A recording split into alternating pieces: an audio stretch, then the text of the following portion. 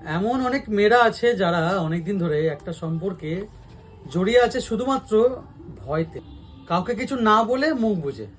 একটা অন্ধ ভালোবাসাতে তারা নিজেদেরকে এতটাই বেঁধে রেখেছে যে তাদের বয়ফ্রেন্ড বা হাজবেন্ড যা বলবে সেটাই তাদেরকে করতে হবে। বলছি, আর কতদিন এইভাবে সহ্য করবে? আর কতদিন মার খাবে তুমি?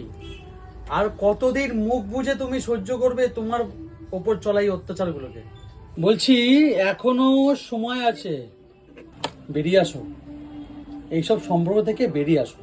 যেখানে তোমার যোগ্য সম্মানটাই তোমার কাছে দিতে পারে না, সেইখানে তুমি কিভাবে তার কাছে ভালোবাসা এক্সপেক্ট করছো? তোমাদের কাছ থেকে আমি এই ধরনের অনেক অনেক টেক্সট পেয়েছি। তাই আমি শুধু এইটুকুনি বলবো যে তোমাকে মারধর করে, যে তোমাকে অ্যাবিউজিং ল্যাঙ্গুয়েজে গালাগালি করছে, আর যাই হোক সে তোমাকে ভালোবাসে না। এখন তুমি তার কাছে একটা ফিজিক্যাল নিড মাত্র।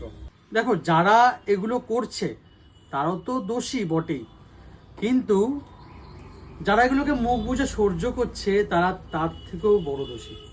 তাই আমি সবসময় একটা কথা বলি যে ভালোবাসো তাকে যে তোমাকে ভালোবাসে, তাকে নয় যাকে তুমি ভালোবাসো।